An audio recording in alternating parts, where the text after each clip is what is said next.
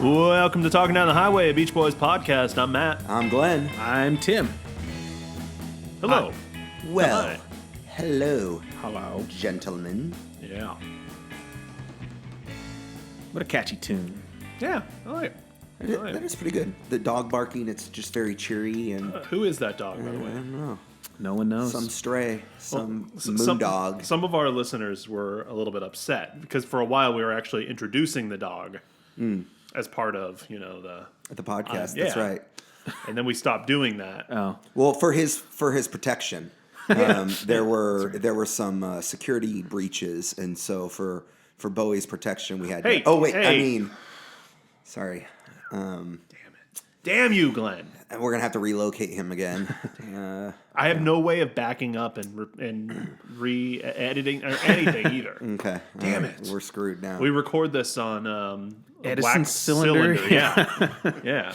And, those Just gotta live with it. Yeah, those cylinders are really expensive. Yeah. I think I don't know. Hey, that's Especially what when you're, happens. That's what happens when you do live recordings. You know? Live from the Edison Museum Live. in East Orange, New Jersey.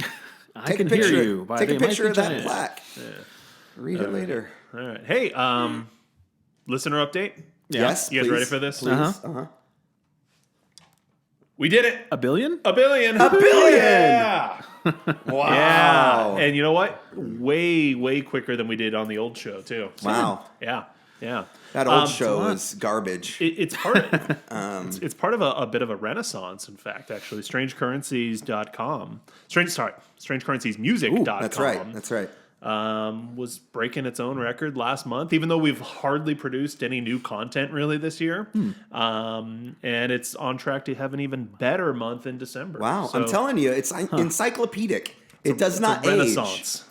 Strange Currencies Music is a foundry of musical wealth. Yes. Well, part of it is... Or is it a wealth of musical... the The something. Beach Boys catalog crawl is the... Okay, is it popping the hook, off? right? Yeah, that's the hook. okay. It's already in our top handful of articles, All right. and then it's just this jumping off point to all of the other great content out We there did on it! strangecurrenciesmusic.com. We need to have some more, I don't know, things written by, I don't know, other people. Other contributors? People who have occasionally written things. Debatable. Before. Debatable. That feel like we should delightful just- Crawford Montezuma, perhaps. I heard he's in prison, so... Okay. We should stick with our strengths. And I can't read Let's- or write, so... Let's do what's working. Hey, you can wear pants, though. You're wearing pants. I am? Oh. It's a little cold down here in the studio, so... I never wear pants. What are you drinking there, Glenn? This is a lovely cider. I don't know what I'm drinking. You just handed it to me. Ooh, I that's walked dangerous. in the door. Careful. That's right. Careful. It's a Did you put Imperial Abbey Oh, okay. from Portland Cider Did Company. you put something in it? Is it? I put some cider in there. Okay, thank you. Yeah, Yeah, it's wonderful. it's good. Especially in this lovely marketed Strange Currencies glass. Yeah, you can buy these at strangecurrenciesmusic.com, although you really can't. We don't have a shop set up. I was going to say, you can? No, you can't. They're collector's editions. Right. You have to come to the New Year's party or Hey, something. if more people start reading, even more. I mean, again, we're on an upswing right now, but even more people start More than reading. a billion? Yeah. Well, those are the listeners. There's at least 2 billion readers. Then we'll actually start marketing the glasses Okay. and the shirts and all of the other strange currency stuff that we have. Yeah, okay. I need to know that there's demand before I start setting up some sort of shop on there. Fair. We don't want to get ahead of our Set myself egos. to have to go ship things and all that. Yeah. We got to stay humble. We can't get too. I've been selling CDs on Discogs though. Yeah. So I've been having to make a lot of trips to the post office. Oh, okay. Yeah. What CDs? Just old CDs. CDs. So I can buy records. Okay. So I'm selling CDs and using that money to buy records. Get like $1 for a CD, though? No, Really? I've got some that the one I sold a copy of Shotgun Willie yesterday. It was like $20 because apparently It's it's harder to maybe find out of ones print out of or print, whatever, yeah. and it's Still. like, all right, cool. I got $20 for that. I can go buy the brand new record for probably $25. So score. Why not? Because the CD's just sitting in a box Right. in my basement. Turn it around. Pretty soon you're going to start saving up for some ADATs, some Beta Maxes, and No, those don't exist. Oh, okay. Those things. Do you even know what an talked ADAT about. is, I Glenn? don't know. Okay. I'm just saying things. Let's take a quick break. Yeah. And we're Well, I had a quick correction for a previous episode. a correction. Yeah. Surely This not. hour This in your kitchen. located entirely within this studio. I forget which episode this was on, but I mentioned Carole Kaye having an Amazon account. That was, I think, our last one. Okay. On summer days and summer nights. Might have been on today. And Carole Kaye being, sassy and talking shit about Hal Blaine, essentially. I said it was a review of his book, but it's not. And I posted this on the Instagram, so if you follow us on Instagram at Talking Beach Boys, you already know all of this. But the review is actually for The Wrecking Crew, the inside story of rock and roll's best kept secret by Kent Hartman. And I just want to read it. It's real quick. That so I'm gonna read rascal it. Kent Hartman. I found it on her reviews are down.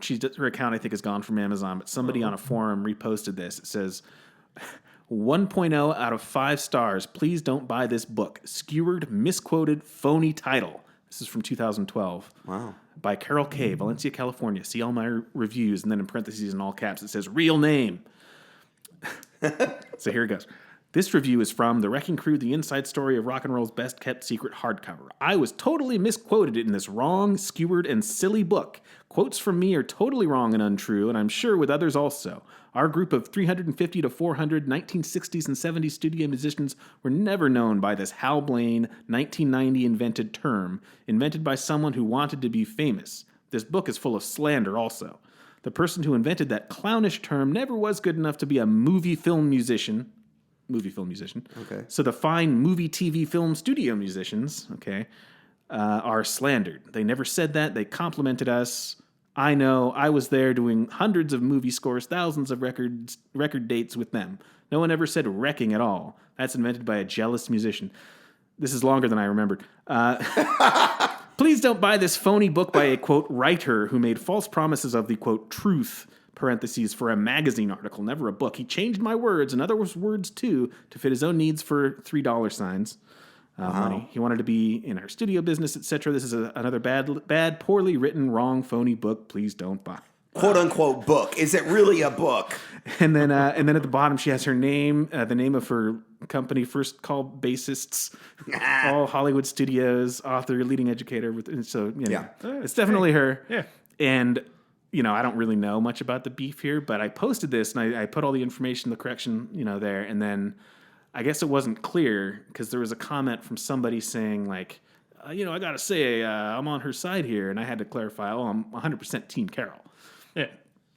Like when I say she's sassy and That's great. that's great Yeah. because she deserves to be. Yeah, she gets to correct the Play that record. bass line on Good Vibrations. On Good Vibrations, on Sloop John B, just like all of them. she's the best, and she's still kicking. I got a DM from the guy who made that comment saying that he actually had a video chat with her recently, and she's doing great. No way. And she used to give lessons, but now at this point, she I think has arthritis really bad, is what he said. So she doesn't really do that anymore. But she's still around. Yeah, Wow. she's still doing it. So Way to be, Carole. Go Carole. All right. At least she didn't give it half a star. She at least gave it a... Yeah, maybe you can't. She acknowledged. I don't know that I've it ever was- rated anything on Amazon, but... I don't think I have either. yeah. All right. Well, good for her. Okay. Yeah, go Carole. All right, now we're going to take a break. This was like our longest intro ever. Yeah. Thanks, Tim. Yeah. All right, we'll be right back.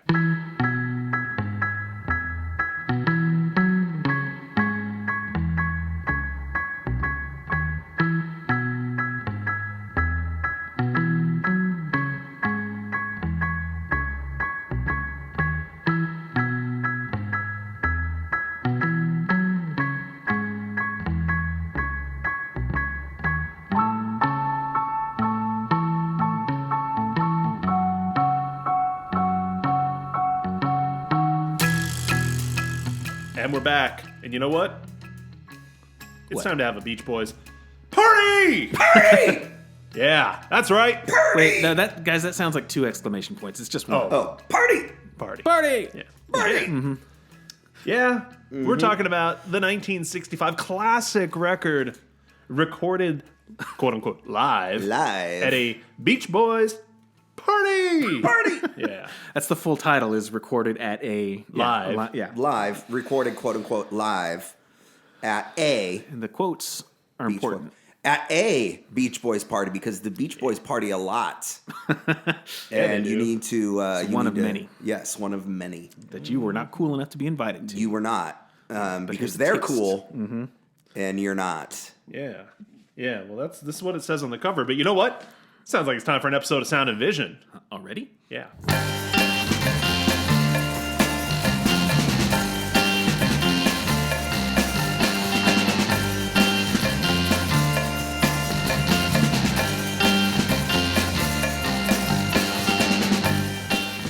That's right, Sound and Vision, where we discuss all things aesthetic using the scale provided to us by David Bowie. Thank you, Bowie. Glenn, if we really like something, we call it a... Low. Yeah, that's right, David Bowie's masterpiece. Tim, if we don't like something, we call it a... Never Let Me Down. In which David Bowie definitely liked. David, come on. He's And if it's in the middle, we say, let's dance. Let's dance. David Bowie's okayest album. Yeah. All right. So we have this record cover. We were looking at it upstairs before we came down to the studio here to have ourselves a Beach Boys party. I want to be at this party. Yeah, they're having fun. Looks like they're having a good time. Grand old time. Kind of a photo collage, but at a canted angle. Yep. It certainly looks like they had a party. They're back to that brown and orange color scheme, which they used on Today, which I told y'all I like. Yeah. I like it. No, it's It's a tongle. Yeah. It's pretty nice. I could do without this photo of Mike on the cover, but Is that their grandfather, right? He's back. It must be, yeah. Still holding on to that whole striped shirt thing, too. Like it's 1963. I just want to say that based on the cover and the name of the album, I'm convinced that this was recorded during a real party. Yeah. I mean, Oh, clearly. yeah. There's They evidence wouldn't right lie. there. They would never lie to us. Of course. Yeah. I mean, the word live is in quotations, but I don't really understand why that's the case. but that's make any sense, that's Marilyn on the cover, isn't it? Yeah. So at least they're not like paid actresses, and Yeah. I mean, hey, they're actual real people. associates of the Beach Boys. Yeah. Family and friends. see? On the back, they're playing volleyball. Oh. It's one of the pictures. And drinking root beer.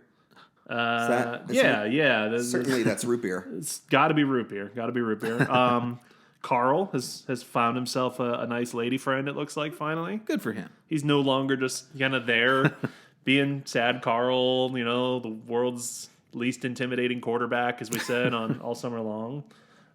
Dennis has got himself, surprisingly, only one lady. But yeah, he's doing all right for himself there. And on the back, Mike and Al, apparently an item.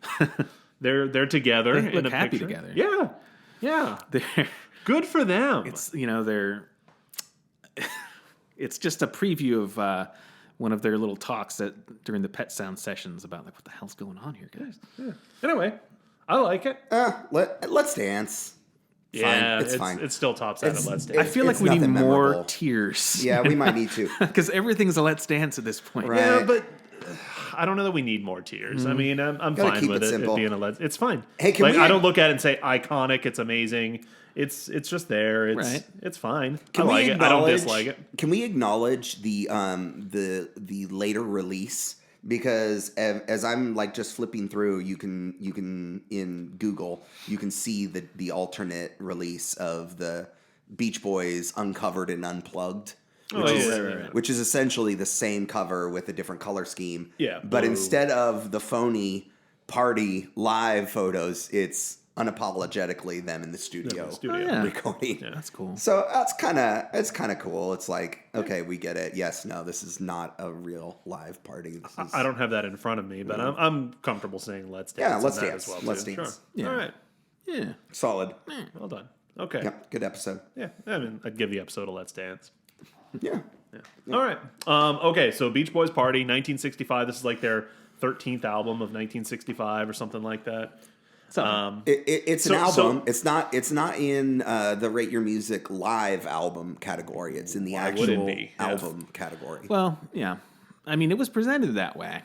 As an album or as a live album? As a live album. I mean, In 'cause quotes. It was the result of the record company basically wanting something for the holiday season. Yeah. And they'd already done a live album, an actual live album. They've already done a so, Christmas album. Yeah, this is Brian or somebody's idea to just kind of like, oh, well, it's kind of like a live album. It won't take any work at all. We can just put it out there while I'm working on Pet Sounds. Yeah. Let's just Right. They were Sit taking around time. with some They had only bongos. delivered Capitol 2 LPs, in 1965. And Only Capitol's like, two. get off your lazy ass, That's Brian. right. You're not even going out on tour anymore. Like, you got to bring us something for the Yeah. stocking stuffers, you know. And although it'd be a big stocking I wonder to fit this thing in. if it was legit, if it had Can you legitimately bend been records? I wonder if it had legitimately been recorded at like a house show or something like that, if you could classify it as live. Because I understand like a live album is a concert, but this ostensibly is still live. Is it though? Because they It's overdubbed. It's not. Well, I know it's not, but I'm Yeah. saying on the surface, What would it- and the what way it would was you presented. consider? I would put this below like Nighthawks at the Diner from Tom Waits, because I think he at least recorded that live in a studio with some people Okay. hanging out and watching. This is, we recorded it in a studio and Yeah. then we deliberately added this chatter in Right. there. And we'll get into that Right. as we're talking a little bit more about the album. But the context here is Capitol wants another album. They want it soon. And this is not the first time this has happened. Let's take a look here at the band's history up to this point. 1962, they were just this new thing, novelty. They put the one album out there. But from 1963 through 1965, every year there is an example of Capitol milking another Beach Boys release. Right? Squeezing. Literally milking Brian Wilson here is what they're doing, right? Thank you for that visual. Appreciate that. And so 1963, that was this bullshit concept album, right? In which they craft a new Beach Boys album, Right, recycling some old material. What was that? Shutdown? Shutdown. Two? No, Little Deuce Coupe. Little Oh, Deuce Little Coupe, Deuce Coupe, right? Okay. So all car songs. yeah, pretty all much. car songs, several Right. of which had already been released, but they slapped that thing together just to have something else out there in time for the holiday season, right? And it's just, all right, it's fine, but you've already heard the best stuff on here before, but it's the new Beach Boys album because, of course, it is. 1964, Capitol squeezes 2 additional records basically out of them, right? In the sense that you have the Concert. live Beach Boys concert, which I think we've already said was like the only one of theirs to go to number 1. So clearly that Right. strategy worked. Right. And then they also got a Christmas album out of them as well too. Right. And now here in 1965, they're demanding a third record, and Brian, having already put 2 really good albums together this year, Today and Summer Days and Summer Nights. Summer Nights. Now that is 2 exclamation points. Yeah. Yeah, Right. yeah. And now they're like, no, we need more. Give us more. Now, for this one, I'm going to say Brian at least came up with a pretty novel concept. Yeah. Right? This whole notion of wink, wink, it's a live album, but it's really not a live album, but it's a different kind of live record. Right. It's like an unplugged I was going to say, album. it's unplugged. And it's, in that idea, it's kind of cool. It Now, is. we're going to get into the execution. Do they pull it off? Do they Right. not? But as an idea, as a, hey, we need another product by, for Q4, they could have done, and they did do a lot worse than this Yeah. when it came to just cranking out another product. This one is at least interesting in concept. Right. Would you guys both agree with that? Yes, in concept, I think it would have been interesting if it had all been Beach Boys songs, because then it would truly have been a Beach Boys unplugged kind of situation. They only do 2, and they do them very sarcastically, Exactly. Yeah. which I also love. But I would argue though, this is kind of like if the premise is, hey, the Beach Boys are cool, you'd want to hang out with them. Right. What would it be like if they were hanging out at a party? It's a holiday party. What would a holiday party at the Beach Boys? And maybe they don't want house to sing look their own like? songs. Yeah, They just want to no, sing yeah, the songs they're they singing love. the hits of the Yeah, day, singing our And favorite these songs, putting our own Doofy little spin on novelty them. songs. Yeah. Yeah. Yeah. And you imagine that if you have a bunch of music nerds, like they're gonna pull out a guitar and some bongos and gather And play around. Papa Ooh Mau Mau as we all do, Well, see that again. There, we're getting into the execution. We'll talk about that as we go track by track to these. But I think the premise is clever or thoughtful. Yeah. I mean, hey, the Beatles put out Get Back, the behind the scenes, Yeah. whatever, 24-hour long. It's like 8 hours. How many hours was that? It's like 8. Okay, but it was Yeah. fascinating Oh, to yeah. see them just hanging out in a room. Yeah, Jamming, like- yes, but that's the Beatles too. All right. You want to know what the Beatles' Q4 1965 album was? Rubber Fucking Soul. Yeah. All right. So Again. yeah, little different level. I would. How many albums did the Beatles put out in 65? 2. So Help and Rubber Soul. and so the Beach Boys Put out 3. Oh, okay. Well, which ones are better? Well, no, okay. I'm just saying that there was a pressure from the Beach Boys here to milk it, like to throw some stuff together. There was for and the and Beatles the too. Beatles, sure, but they didn't have to. They didn't have to release all of those Alive Party album, whatever Christmas album. Beatles do a Christmas album? No. They would do like fan club Okay. things. There's a few Christmas songs out there. But I think your point maybe is that sometimes it's interesting to kind of peek behind the curtain Sure, and see the process. sure. Which this is funny because this whole album not is really like that. it's not that. It's not. But it's like an attempt to maybe. look all those stupid audio verite things Right. that they put out in previous albums. Yep. This is like That if it was interesting, and if they were actually doing if it was an music. entire album of that though. But like but better than that though. Yeah, because that's yeah. just chatter and that's awful. right. Yeah. This is at least them goofing around and then singing a song. But I will say it has that vibe at Yeah, points a that little bit. it just does feel like the whole thing is filler.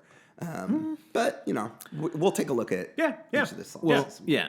Any And- other context that you have? Well, I just want to talk a little bit about the overdubbed chatter, right? Because yeah, I guess this is as good a time as any to talk Yeah. about just sort of the nature of how this album comes together. So yeah, because it's recorded in a studio, but it's recorded live in studio with all the guys there. No, there are a few overdubs. okay, a few There's at overdubs. least one. I think it's "You Gotta Hide Your Love Away," where Brian says something like, "I'll just overdub a bass part on it later." Okay, So yeah, there are a few instrumental overdubs. right. So, but they're all there. They're all being chit chatty, in their own right. So this alternate version that came out, I don't know when, the unplugged, complete and unplugged or whatever. 5 or 6 years ago, maybe. It's the lost first all 12 sense of tracks are this album, but without the background noise. And there's still plenty of chit chat and stuff like that. And it's still loose. There's still mistakes that they don't care about and whatever. So it's interesting to listen to the two back to back and hear like whether or not the chatter adds anything. And in some cases, I think it does. I actually think the background noise really does make it feel more organic and like people are there listening and singing along and stuff. But what I'm curious about, and I wasn't able to find any information about, was the recording session for the background noise. Because it doesn't sound like it just came off a tape, like a sound library.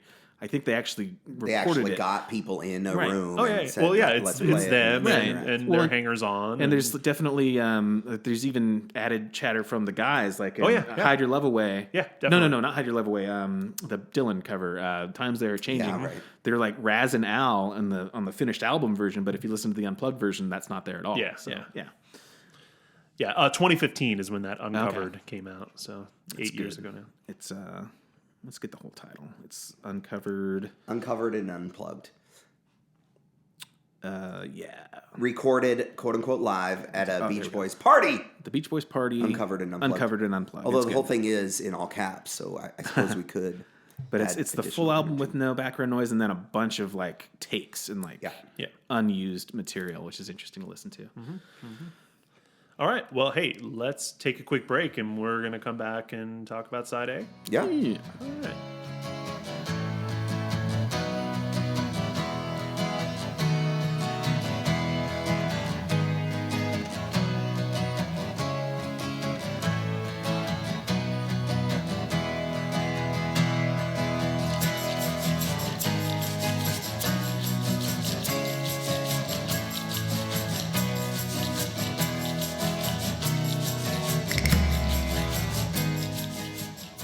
All right. All right. It's time to party. Party. Side A. Let's put the needle down. Side A. Holy Gully. Hully Gully. Holy Gully. It's by the Olympics. Holy goalie. Holy Gully. Holy Gully. No, not Woolly Bully. Is it not? It's the not. same? Okay. Sounds like okay. Yeah, so this is by a band called the Olympics. So just real quick, I discovered a site called albumlinernotes.com that is very old, I think, at this point. But if you go there and go to the Beach Boys section, there's all kinds of stuff. There's like tiny little breakdowns of every single track on this. There's like I don't know, lots of stuff. So this has a little factoids. Like this song's by the Olympics, best known for their terrific Coasters-like record, Western Movies, in 1958. This feels like a Mike Love selection. Right. There's a ton of Mike on this album. there Like, is. Mike is his all over the presence place. looms very large over this album. Yeah. And this, I don't really have any notes on this one at all. It's just like, okay, whatever.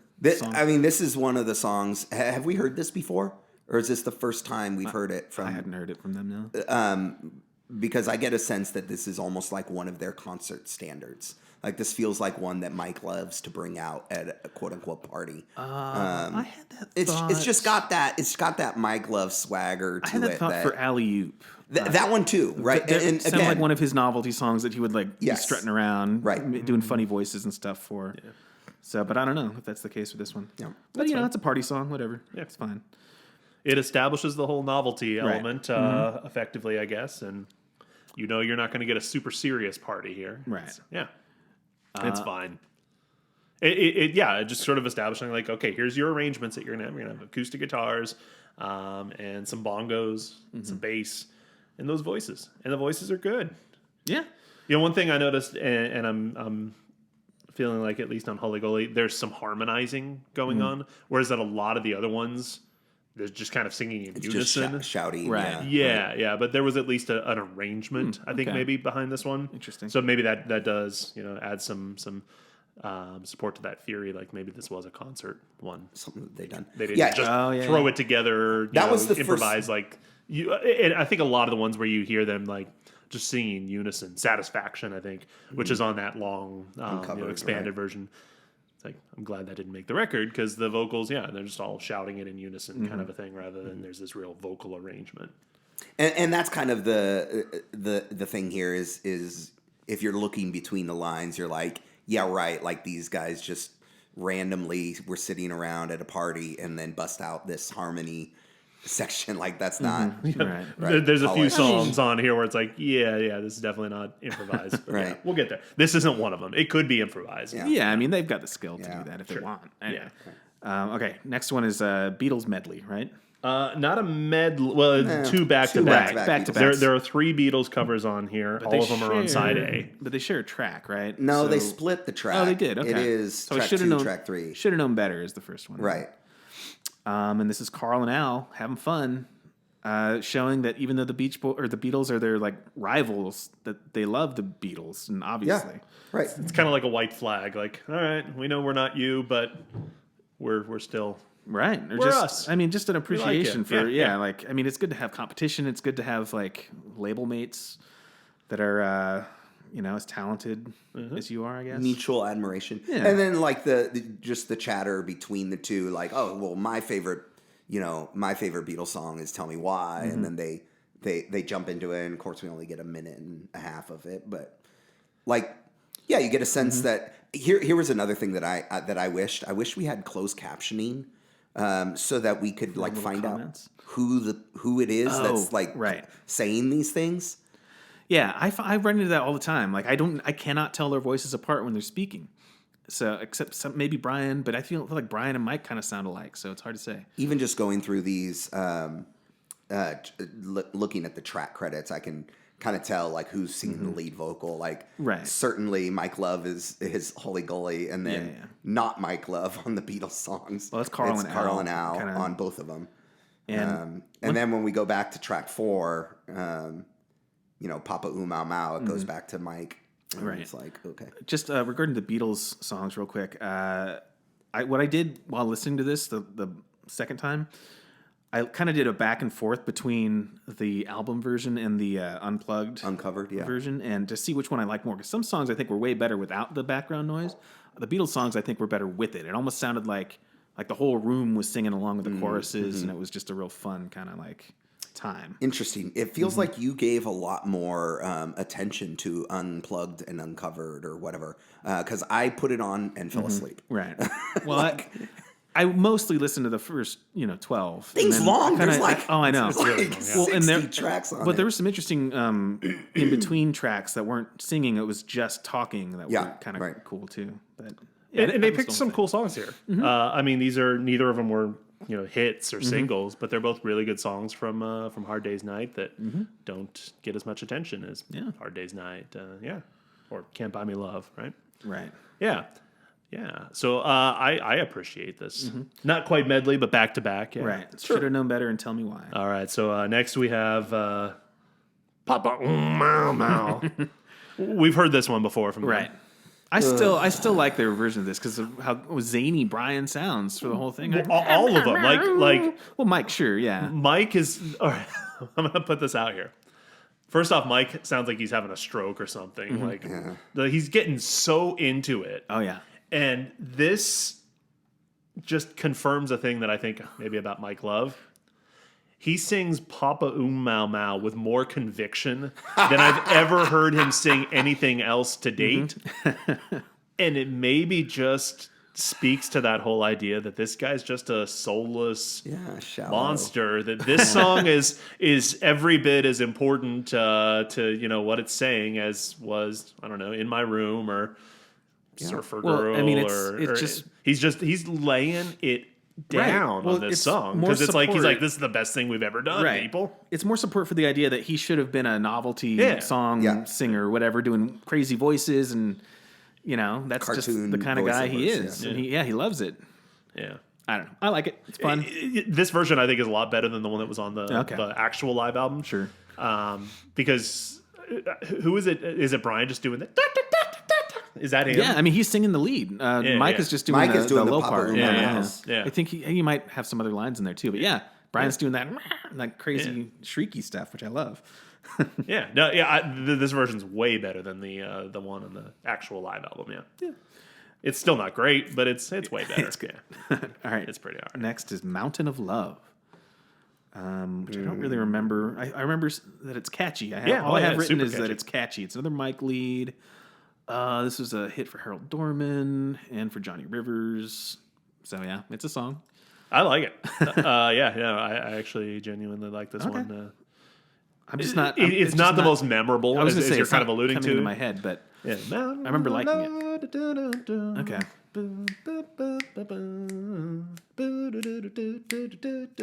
Wow, thank you. It's good. Thank you, Matt. Appreciate that. Wow. Okay.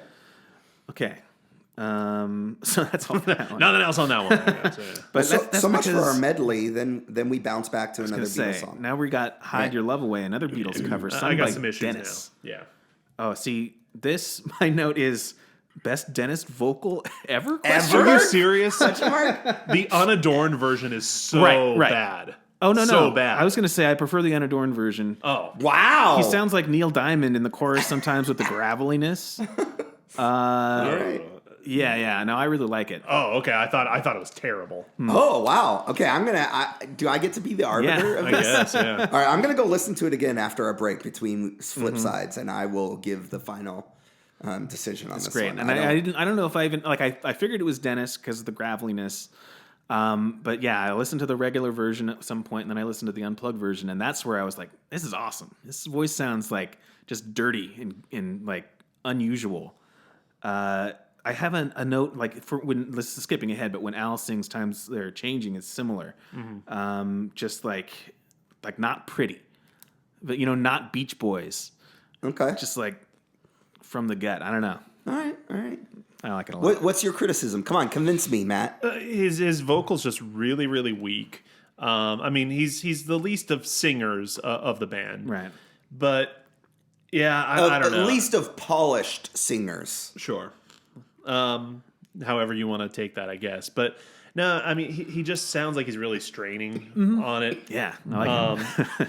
And maybe it's just because I don't know. I'm hearing it in comparison to John Lennon, who is maybe my favorite vocalist. Period. But I don't know. It just doesn't do much for me. And the unadorned version, first off, just because his voice is so like naked in there, and it just doesn't sound. I don't know. He's really straining there. Yeah. But I really, really do not like it with the other stuff.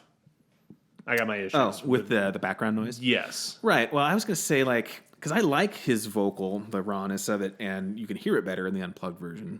So that's why I like it better than the album version, because I feel like there's just too much background noise. See, I think his not polished, if we want to put it that way, voice works when it's juxtaposed with a really good arrangement. Like we talked, of course, you know, the last song on Today. Right.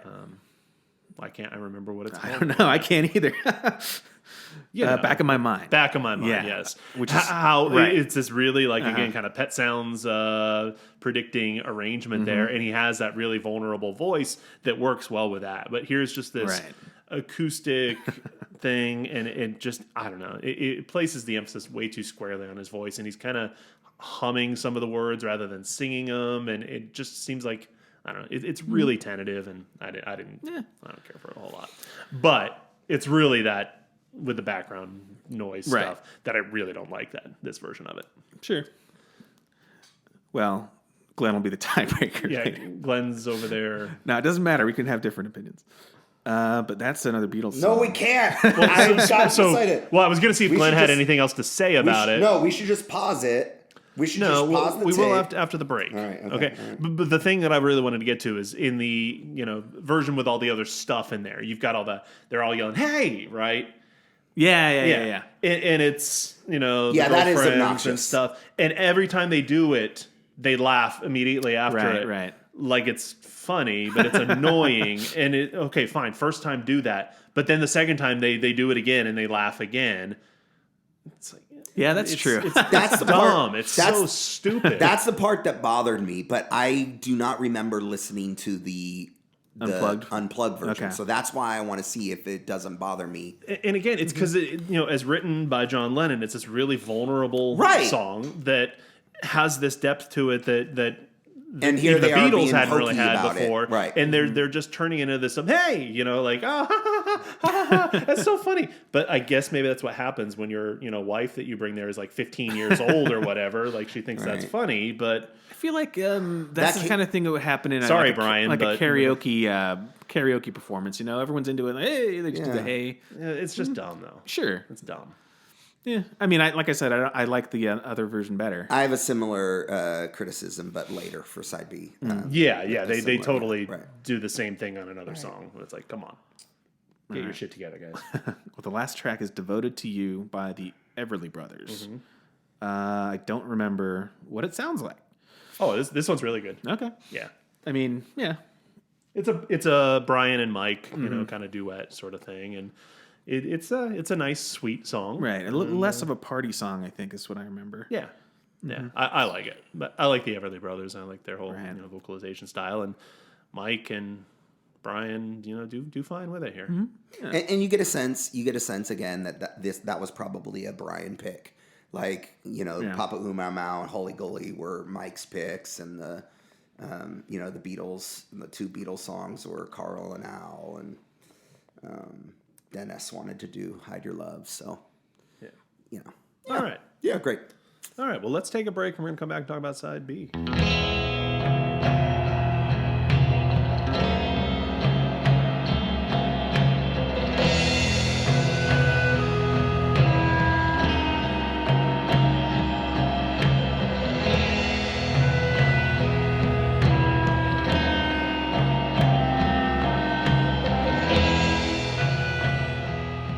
And we're back, and we just listened to the unplugged version of "Hide Your Love Away." And the verdict is Tim is correct. Yeah. Matt is wrong. Wow.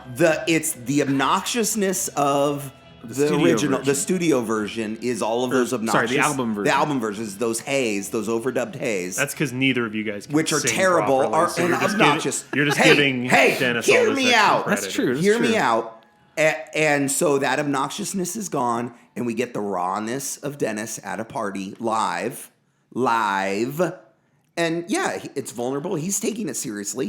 He's I never earnest. said he wasn't taking it seriously. Well, that's the problem. He's just not good. That's the problem I had with the album version. The album version is that it wasn't taken seriously. Right. But when you strip all of that away, it is. And yeah, he's Yeah, not the best singer. I think but his, include your brother, Brian. And Dennis is like being included in the band, and he's trying, and he's passionate about the song. And I think his suckiness is more vulnerability added Yes. to it, That's the weakness. That's the beauty of it. I mean, it's, you know, we are talking way too a matter long about of, this thing that they literally recorded matter in of 3 opinion. minutes and that they have put less thought into. Hey, this is Dennis's one chance. This is Denny's big chance on the album, and he comes through, and I enjoy it. And if they had given him a couple more takes, because he's not as polished as the rest vocally, it would have been more to Matt's liking. But I like Dennis. this version doesn't really do anything You're for me. wrong. But we're still All right, talking about side side B. one. It's So let's perfect. just side let's B, just move on. alley-oop. it's another novelty. mic, Yeah, it's like novelty. novelty, mic going off, whatever. Yeah. It's about is that the name of the cat? No, Alley-oop or the it's a caveman? comic strip, right? Okay. It's a Oh, really? Okay. yeah. He's a comic character, and So this he's is like a caveman. it's like a song called Garfield. Yeah, except Like, for Should be He's more equivalent. songs about Garfield.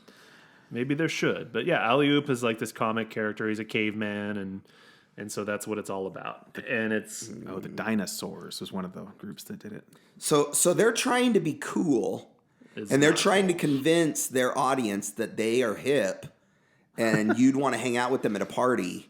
And if you had the pleasure, the benefit of being invited to a Beach Boys party, it's going to be lit, and they're going to be singing about cartoon. Well, this is apparently a huge hit song for 3 different groups, and like this, you would have known this song hearing it like on the album. Like, hey, it's that song. It's like It's Alley-oop. it's like let's throw this on there. I've been get waiting to hear people's where they attention. take it. Yeah. But it sucks. the test of time did not stand the test of time. It's fine. It's just It's fine, but like nobody it's cares. corny and Nobody it's- remembers the it's, song in history. Let's really quickly before we move on to the next one, because I actually have some thoughts on that one. The studio chatter from the other version, the extended version, the stuff that didn't make it onto the album proper. There's some other kind of fun and interesting little things that are going on in there. I don't remember all specifically. right. If I'm going to listen to like 3 or 4 tracks from the uncovered, I don't know. Yeah, you're asking me to do homework that I'm not prepared to All right. respond. Yeah, no, they were like, so we were talking, we were doing sound and vision. Well, we've already established that You've Got to Hide Your Love Away is one that you should listen to on the uncovered. Yeah. That's my No, so we were talking about like in the Sound of Vision that on the back you got Brian drinking a dark bottle, and we were speculating: is this beer? Is it root beer? We know they love root beer, but you find out some other things that they like. In this, this is that one? Okay. right in the unreleased studio chatter, they're making some references there to It's like, sneaking out. and- sneaking out of the studio, right? is this when they're also talking about profanity and stuff? Yeah. Okay, he's like, no, Yeah. it's not going to be any swearing. We're not going to talk about pot. Yeah. And then someone else says, we're just going to smoke it. Yeah, and there's like several references to like going out to the parking lot, basically. Yeah, that's and, funny. and all of that. And you know what? It sounds like it's time for an episode of Heroes and Villains. What?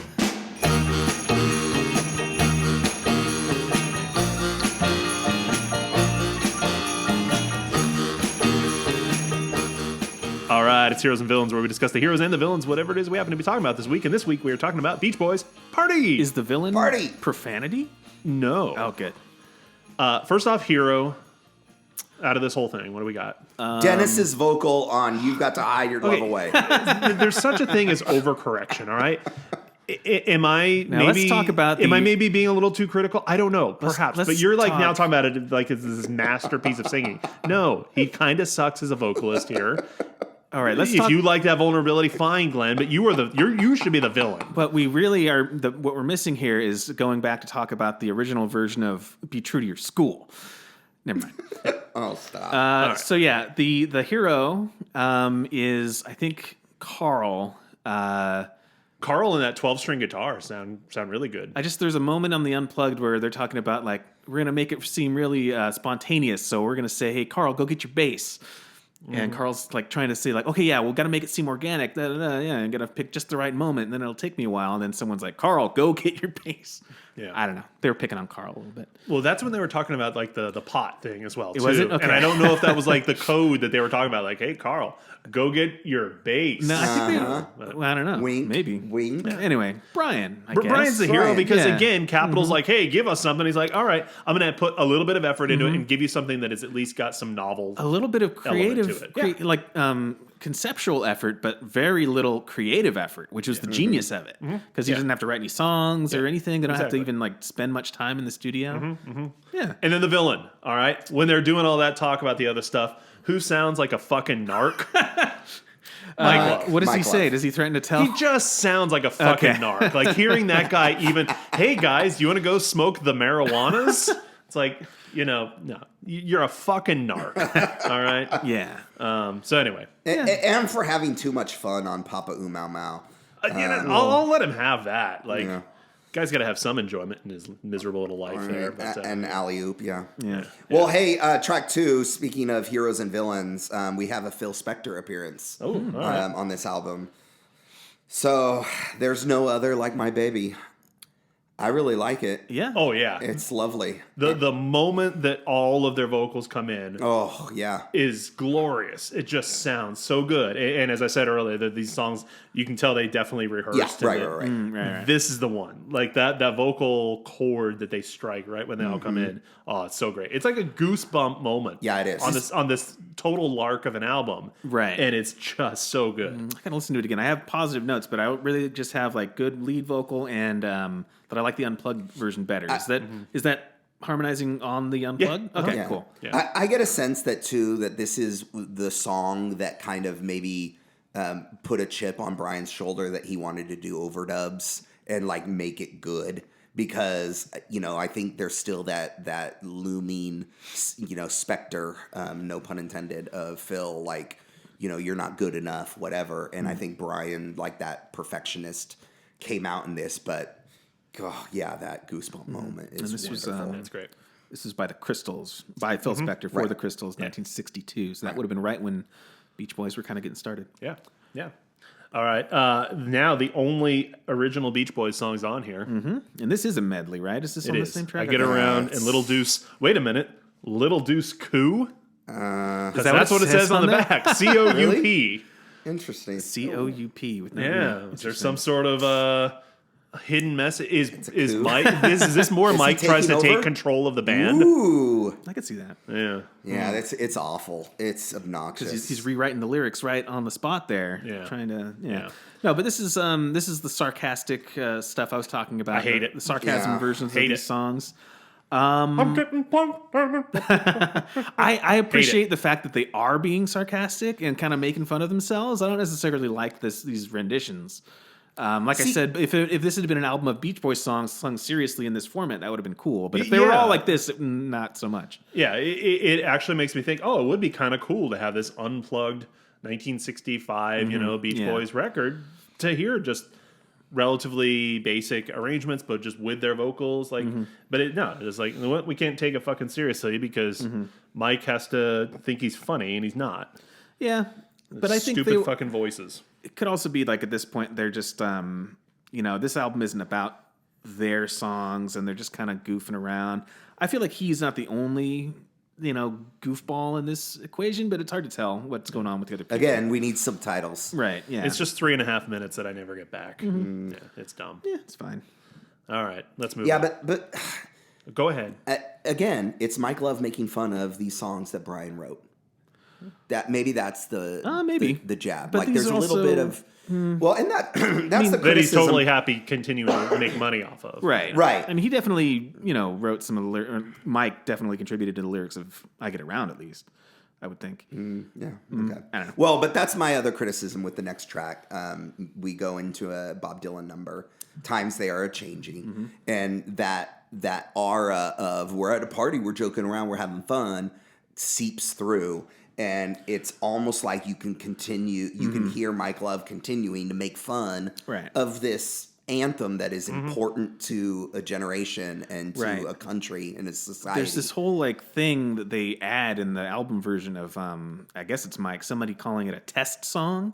Like it was a protest song, now it's just a test song, which I guess is a joke. Okay. And it sounds like they're really razzing Al, but I don't know why. And yeah, the unplugged version, there's none of that. And it's another kind of example of kind of not super pretty, not super polished vocals, a little bit gravelly, which I liked. But this I is think he where does a the good job with it. execution fails because they're almost trying to overcorrect and at a party sometimes we do some thoughtful things, but then they like put these hokey, Right. at the end, Yeah. over it, and it just kind of ruins it. What could have been Stupid asshole Mike Love. an intimate moment, it's making fun of this deep, thing that's really like,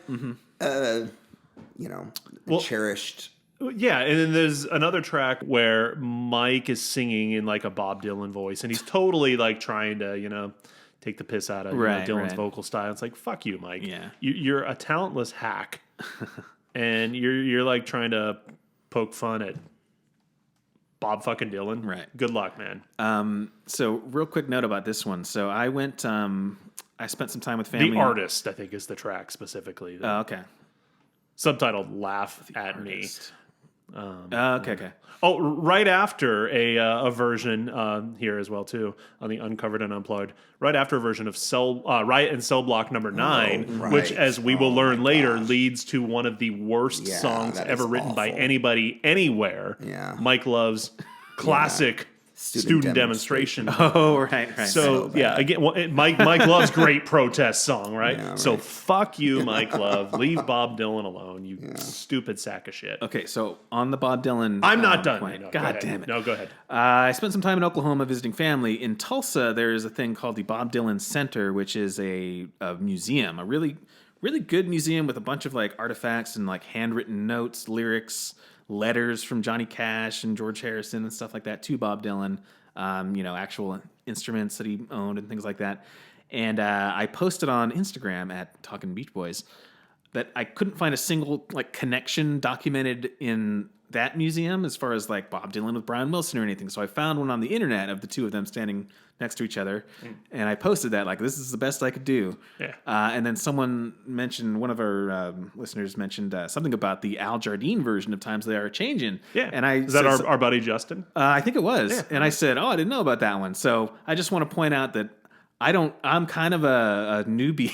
Like if there's a noob, it's me in some ways. Well, all of us are sort of noobs. Is he referring to just this version? He's talking about this version. Okay. I wasn't sure if maybe on an Al Jardine missed solo something. album. Well, yeah, right? and that's kind of what I thought. But Yeah. then I listened to this. I'm like, oh, I'm dumb. It's right there. it's like literally the next the one album that that we're I'm supposed to listening pretend to know a lot about Yeah, next exactly. week. So Yeah. anyway, I showed Way to go, Tim. showed my true lameness there. I just wanted to point that out. All right. That I'm a fraud. A fraud. Well, I think that's But no, the this other is good. interesting thing Justin, about if you this. want to be on the podcast, There's an opening. Tim's seat's going to be Right. open. Yeah. But like that's the other thing. The song selection here of this album is kind of them maybe showing some of their taste and what they appreciate. Yeah. And then here comes Mike to like screw it To up. shit on and- it. Yeah. Because that's what he does. That's all he's capable of. Yeah. Yeah. All right, closing track. Well, just really quickly, this also, is just kind of part of Al, right? Like he's the guy who brings that folk influence in. We're going to talk about another album here pretty soon, in which Al brings in the folk song, and it's just sort of his thing. Looking at Tomorrow, Welfare Song on Surf's Up, which we'll get to someday. That's Al. So yeah, he's kind of the one bringing in that part of the influence, which is cool. Right. Yeah.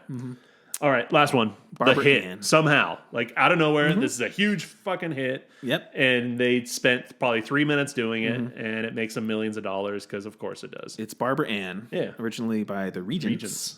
And Dean of Jan and Dean guested on this. Oh, okay, yeah. Dean Torrance. And the quote that I found on Wikipedia said something about like him and Brian kind of like both doing the high parts, or sort of trying to both compete on the high notes. So I don't really know who's like singing what here. But yeah, that high like falsetto is very prominent there. But yeah, this is like a guest appearance by him. Brian wrote songs for Jan and Dean and appeared on some of them. So this is kind of like, hey, now Dean's here to help us out. He's not writing anything. Well, Dean would be at a party, at a contributing Beach anything. Boys party, Right.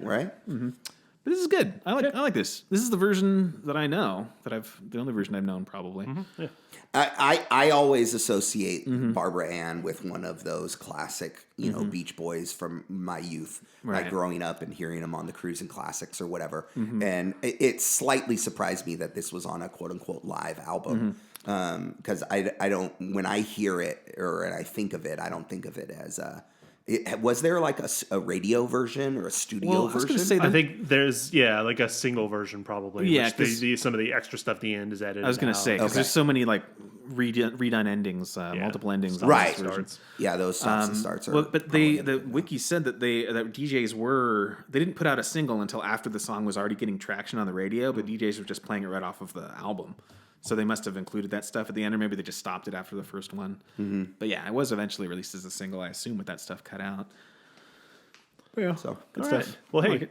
it's time to evaluate this album here using our scale. If you don't remember what our scale is, it's pinned on our Instagram page, Talkin' Beach Boys.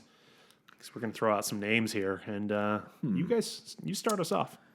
I want to give it just like a David Marks, something like right in the middle.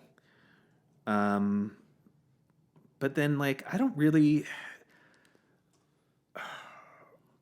For me, it's an enjoyable listen, even if like not all the songs like blow my mind or anything like Right. that. I guess I'd give it a Bruce. So that's where I am. I my initial thought was I went to David Marks, which is like a 2.5 on our scale. But I looked. Rate Your Music has this as one of the lowest of the early up until now, thus far at like a 2.8 right now, and that seemed a little low. Is that out to of me. 10 or is 5? No, out of 5. Out of 5. Okay. But that seemed a little low to me. Like Right. I like this. Or I enjoyed this maybe as much, if not more, than Deuce Coupe and some of those middling ones. So I think I might want to go to Bruce Johnston on this 3.0. I'd say it's easily a Bruce. I actually probably personally, so I'm looking at the catalog crawl that we did, another drop for that.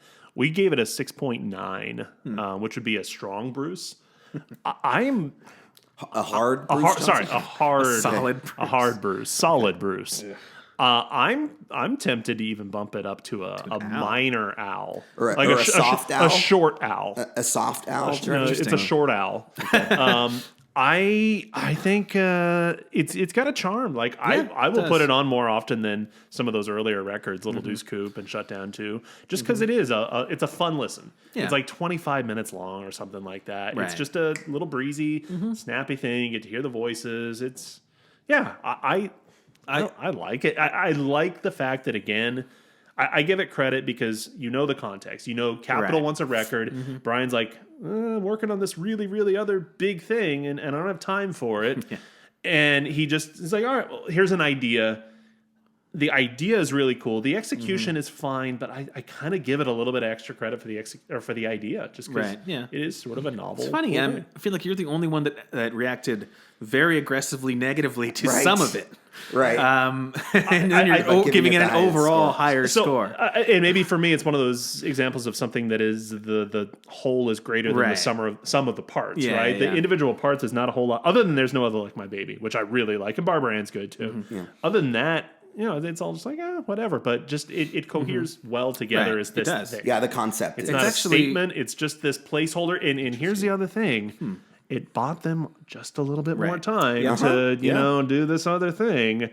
So maybe it funny gets a that little bit of a bump for that, too. It is the most coherent release they've done, I think, because even things with a very distinct theme, like even the Christmas album or Today, they have very different side A's and side B's. This one is very uniform all the way through. It's just has the live through line. It's edited to sound like it's just all the songs are played continuously in one little session. So yeah, coherency wise, I think it's pretty solid, I guess. Yeah. a solid Bruce Johnston then. Yeah, I mean, I'd still give it a Bruce, but If we were averaging our scores out, we give it a Bruce. Okay. And I think that's fair. That's fair. Bruce was there. Yeah. Yeah. he was there. Yeah, a couple of name drops. Yeah. In head. All right, well, let's take one last break and we'll be right back to wrap it up.